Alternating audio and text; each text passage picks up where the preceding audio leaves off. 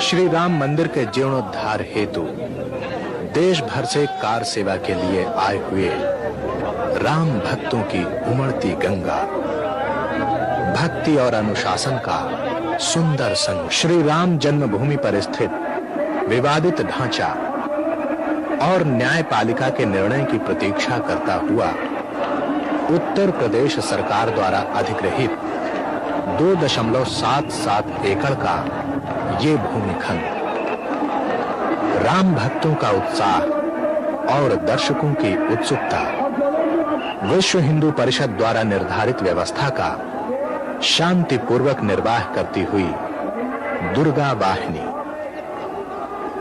अधिग्रहित भूमिखंड के चारों तरफ बनाई गई सीमा सुरक्षा व्यवस्था, कार सेवा स्थल पर धर्माचार्यों, साधु हुए तो भरने का काम करना है। ऐसे सारे जो योजना बनाकर हमको जो बताया गया है उसके अनुसार सब हम काम में लगे, यही हमारे लिए सबका उचित है। खासतौर पर स्वयं सेवकों से, सारे अनुशासित नौजवानों से मेरा फिर से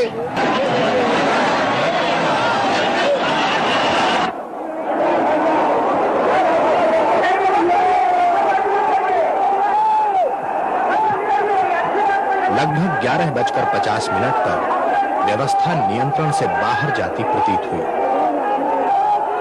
विवादित ढांचे पर तैनात सुरक्षा कर्मियों पर पथराव शुरू हुआ।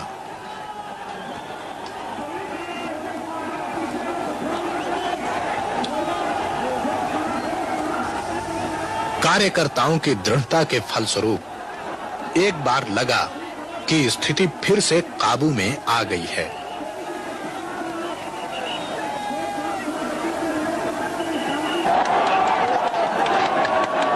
लेकिन कुछ युवा लोग श्री राम मंदिर परिसर की बाहरी दीवार के बाएं कोने में लगे पेड़ के पास से प्रवेश करते दिखाई दिए। सर्वप्रथम बाएं गुंबद पर एक और फिर 2 नवयुवकों को देखा गया।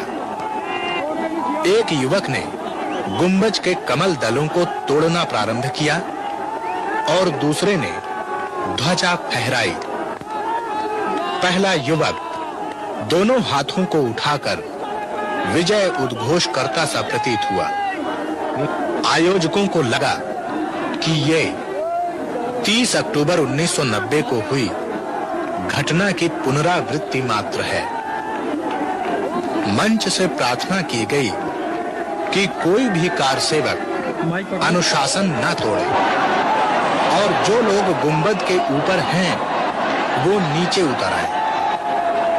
लेकिन एक के बाद एक युवक विवादित ढांचे के गुंबदों पर चढ़ते दिखाई दिए। संघ के कार्यकर्ता भी विफल रहे इस जन उन्माद को रोकने में।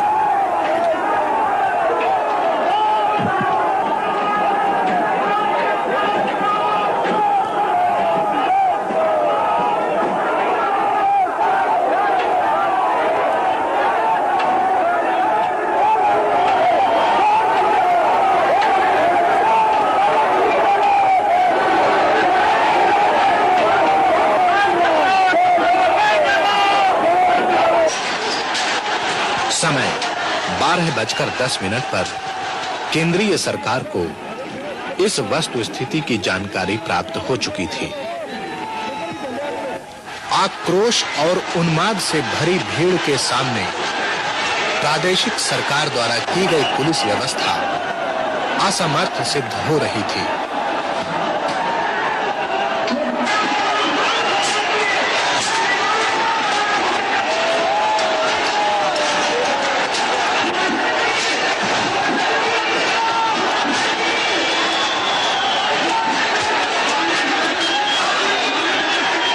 बजकर 45 पर प्रार्थना की।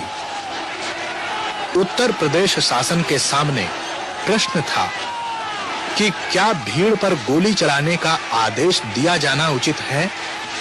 क्या स्वतंत्र भारत में भी जनरल डायर द्वारा अमृतसर के जलियांवाला बाग में सन 1919 में खेली गई खून की होली को दोहराया जाना उचित होगा न हो?